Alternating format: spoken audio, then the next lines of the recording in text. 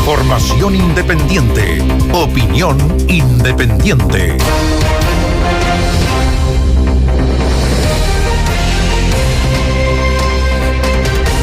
Oye, antes de entrar con noticias que obviamente van a estar sobre los grandes titulares como es la economía, hay otro que acompaña a la economía en el debate, que es la seguridad. Solo dar un dato: cuando se habla de interoperabilidad del sistema, lo necesario que es que los sistemas estén conectados entre sí. Un bus del Transantiago que sale de Santiago y aparece en San Fernando, evidentemente podría haber pasado, o pasó, no evidente, pasó, yo me atrevería a decir fácilmente, por más de 50 cámaras. Entre las que están en la autopista, aunque lo hayan sacado por el costado, hay cámaras que... Entonces, si el sistema no interopera, es imposible que nos podamos dar cuenta que hayan robo y que no se puedan seguir a los responsables. O sea, tenemos todo, porque claro, el sistema hay. Pero ¿cómo lo hacemos interoperar? Se necesitan ahí... A propósito de la noticia de un bus del Transantiago robado que apareció en San Fernando. Que se lo robaron en Santiago, claro. ¿Qué apareció? Pero falta mucho todavía. Sí. Lo que no falta tanto... Lo peor está por llegar. ¿Quién dijo eso? El Fondo Monetario Internacional, respecto al difícil momento de la economía mundial, porque no es solo Chile, pero que efectivamente a nosotros tenemos una especie de carro de arrastre que hace que sea más pesado salir de este momento. A ver, ¿qué es lo que se dice? Que las causas probablemente nuestras, digamos, que están lastrando la economía, van a hacer que Chile sea la única economía de América Latina y el Caribe que no crezca el próximo año. El pronóstico es malo, porque el Fondo Monetario Internacional había previsto hace unos meses atrás de que el próximo año la economía chilena se mantuviera en cero, vale decir que ni creciera ni decreciera, pero ahora el Fondo Monetario Internacional está pronosticando una caída de un 1% de la economía nacional el próximo año, y para este año un crecimiento un poquito mejor que el previsto anteriormente, de un 2%. Ahora, claro, ¿qué es lo relevante? Que Chile va a ser la economía que va a tener un peor desempeño en América Latina y el Caribe, en toda América Latina y el Caribe, el próximo año. Y a esto habría que agregar también lo que hoy día dijo la Organización para la Cooperación y el Desarrollo Económico, la OCDE.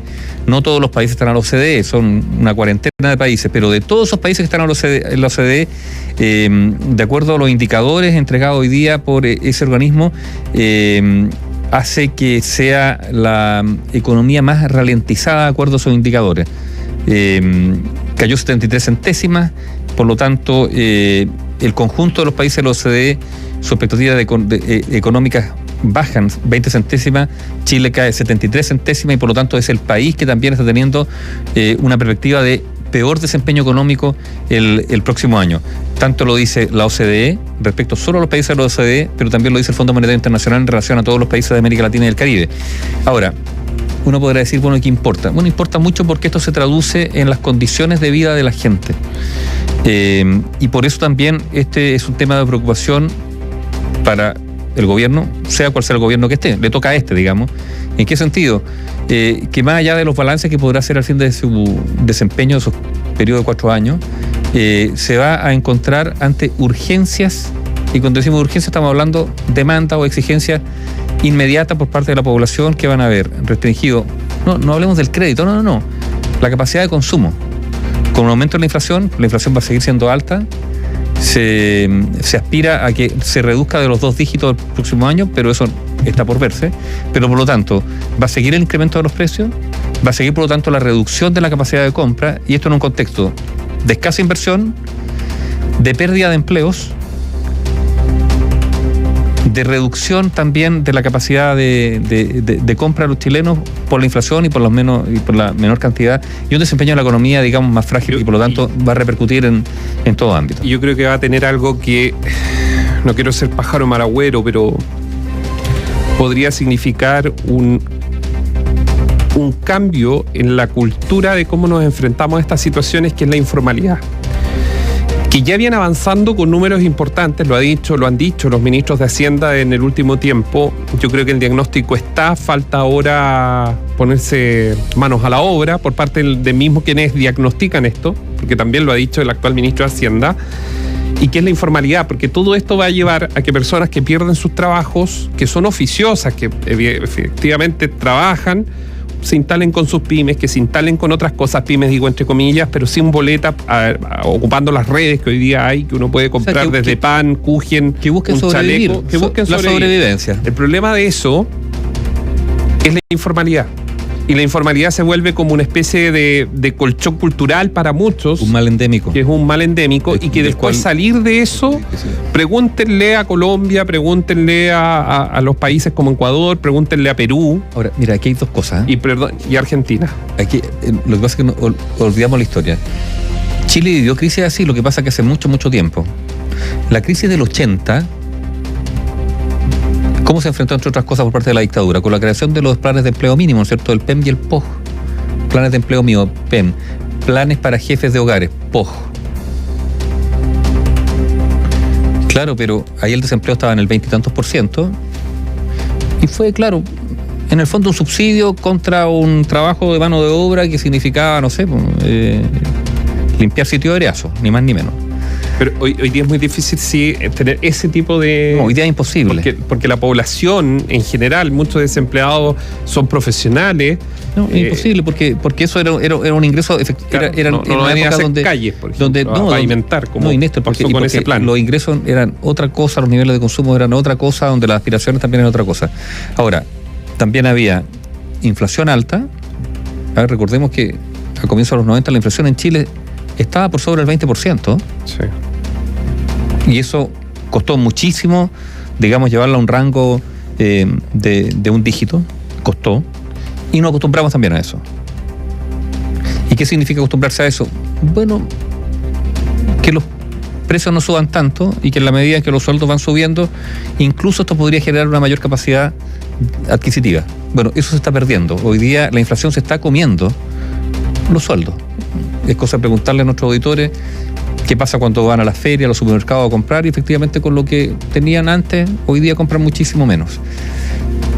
Ahora, esto también tiene una traducción, podríamos decir, política, de desafíos políticos para la administración que está en este momento en el poder. Probablemente, lo hemos dicho tantas veces, ¿no es cierto?, hay temas urgentes que golpean a la ciudadanía que tendrán que ponerse por delante de las prioridades de la agenda. Está bien, eso no significa renunciar a los proyectos más gruesos y largos de determinadas reformas, pero un gobierno tiene que preocuparse de lo que está ocurriendo. Si en algún momento uno sintió, o por lo menos yo sentí, y una opinión personal, que la actual administración llegaba a la moneda subestimando, incluso menospreciando a quienes advertían sobre la situación de seguridad en el país, bueno, hoy día da la sensación de que se han dado cuenta que este es un tema que de verdad urge a los chilenos y que tienen, porque es parte de su pega como gobierno, de intentar garantizar la seguridad de los ciudadanos. Que no pase lo mismo con la economía, digo yo. Que no pase lo mismo con esta economía doméstica, digamos, del día a día de la gente. El gobierno tiene que darse cuenta de que esto, o sea, cuando el cinturón se está apretando, bueno, esto tiene que tener un relato o un correlato, digamos, en las prioridades de la política del gobierno que está en ese momento en el Palacio de la Moneda, sabiendo además que es temporal, que después llegará otro, claro, pero que le tocó este periodo, y este periodo tiene estos desafíos y hay que enfrentarlos. ¿Qué le ha pasado a los últimos, en los 16 años de Bachelet y Piñera? Le tocó en esos 16 años las agendas de esos gobiernos se modificaron. Recordarán ustedes subprime, el ministro Velasco, que era el ministro de Hacienda, tuvo que... La crisis asiática famosa. La crisis subprime. La asiática fue antes. Claro, la anterior fue con Frey. Claro. Al presidente Frey le tocó la crisis asiática. La presidenta Bachelet con el ministro Velasco tuvieron que rearmar, porque eso fue un rearme completo, estructural, y por eso para algunos dijeron, bueno, por eso Mr. Bachelet vuelve con Bachelet 2, porque viene a concretar mucho de lo que ella quería y que no pudo a raíz de la crisis económica, que generó obviamente un impacto en el mundo, y eso es evidente. ¿Qué le pasó a Sebastián Piñera?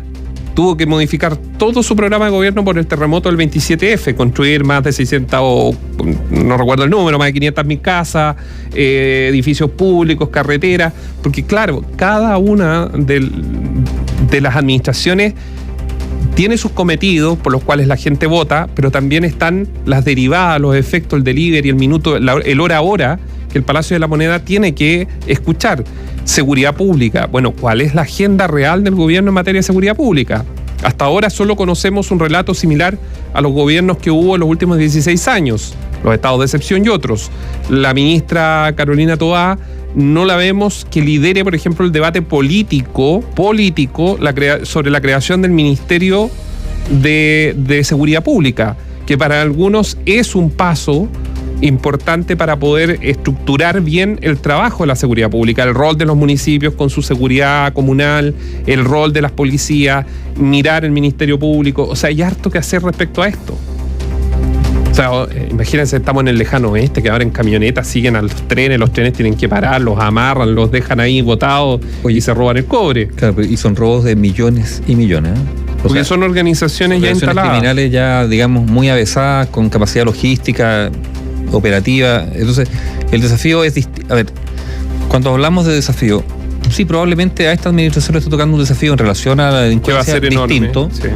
Con un crimen organizado fortalecido, con un narcotráfico con mayores capacidades, porque tiene mayores ingresos. Bueno, pero es lo que le tocó. Es lo que le ha tocado y tendrá que, y por lo tanto, la ciudadanía espera ver cómo este gobierno va a enfrentar ese tema. Y lo otro va a ser la economía.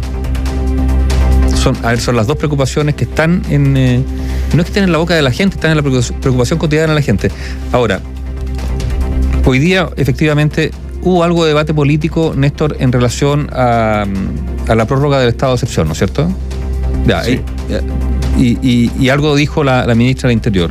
Se está debatiendo en el Senado el TPP-11, que algo tiene que ver con la economía, porque la economía también pasa por ciertas definiciones estratégicas respecto a los tratados comerciales para ver con qué herramienta sí o no se quiere, digamos, tener.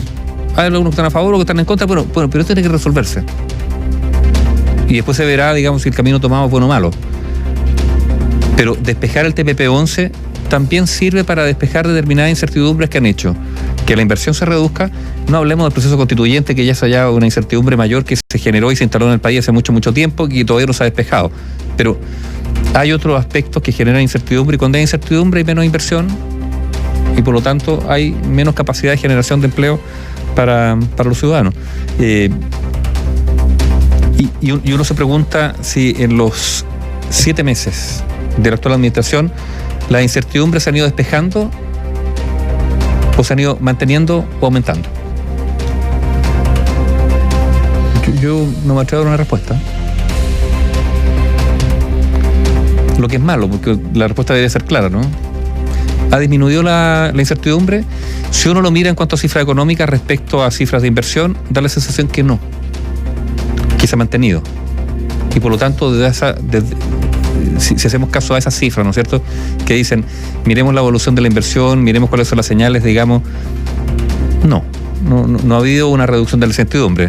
Y esa es una tarea que le cabe, bueno, no solo al gobierno, también al mundo político, pero todo está mezclado, pero hay una sola persona en la moneda, o un solo gobierno en la moneda, que para bien o para mal tendrá que hacerse cargo de su responsabilidad. Algunos la achacan más de las que presumiblemente le corresponden, pero las que ya tiene realmente no son pocas. Análisis sin compromisos. Opinión independiente.